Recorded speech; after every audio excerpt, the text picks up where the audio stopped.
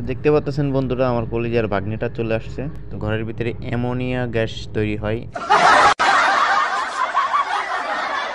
আপনার ফার্মের থেকেও কিন্তু এই রোগটা তৈরি হতে পারে।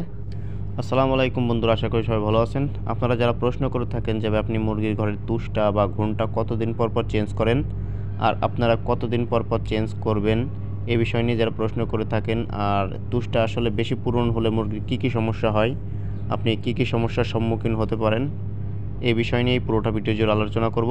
আশা করি সঙ্গে থাকবেন।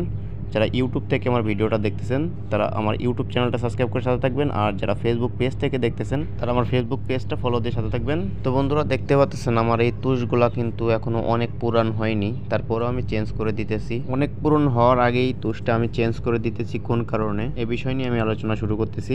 অনেক পুরান হলে তুষটা চেঞ্জ করলে আপনার কি কি সমস্যা হইতে পারে মুরগির, চলুন আলোচনাটা শুরু করি।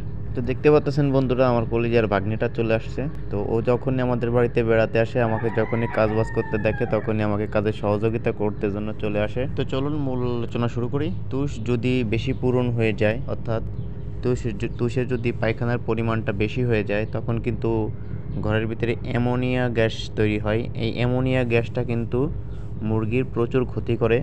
এটা নিঃশ্বাসের মাধ্যমে নাকের ভিতর গিয়ে কিন্তু মুরগির ঠান্ডা লাগে, ঘন ঘন হাঁচি কাশি হয় মুরগির।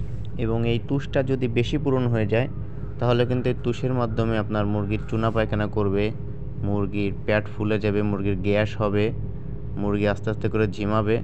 আর একটা কথা হচ্ছে যে অন্য ফার্মে রোগ লাগে যে আপনারটা এসে লাগবে, মানে ভাইরাসের কথা বলছি, যেমন রানীক্ষেত, গাম্বুরা, এইসব ধরনের রোগ যে অন্য মুরগি থেকে আপনার মুরগিতে এসে লাগবে এমনটা নয়।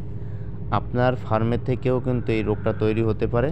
এই জন্যই আপনার কিন্তু ফার্মের যে তুষগুলা, এইগুলা কিন্তু অবশ্যই ঘন ঘন চেঞ্জ করতে হবে। বেশি পুরন, অনেক পুরন বানানো যাবে না।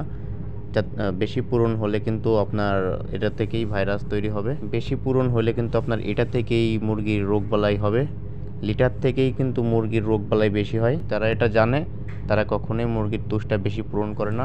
আশা করি আপনারা বুঝতে পেরেছেন যে তুষটা বেশি পূরণ হলে কি কি সমস্যা হয়। আমি আসলে ভালো মতো বোঝাইতে পারলাম না, কারণ অনেক তাড়াহুড়ার মাঝে ভিডিওটা করলাম। তো আমি যতটুকু পেরেছি সাধ্য অনুযায়ী আপনাদেরকে বোঝানোর চেষ্টা করেছি, পরবর্তীতে যাতে আমি আরও ভালো করে বোঝাইতে পারি, এজন্য আমার জন্য দোয়া করবেন। আর আপনাদের কোনো কিছু জানার প্রয়োজন হলে অবশ্যই আমার কমেন্ট বক্সে কমেন্ট করে থাকবেন। আমি 100% কমেন্টে রিপ্লাই দিয়ে থাকি। সবাই ভালো থাকবেন। আসসালামু আলাইকুম।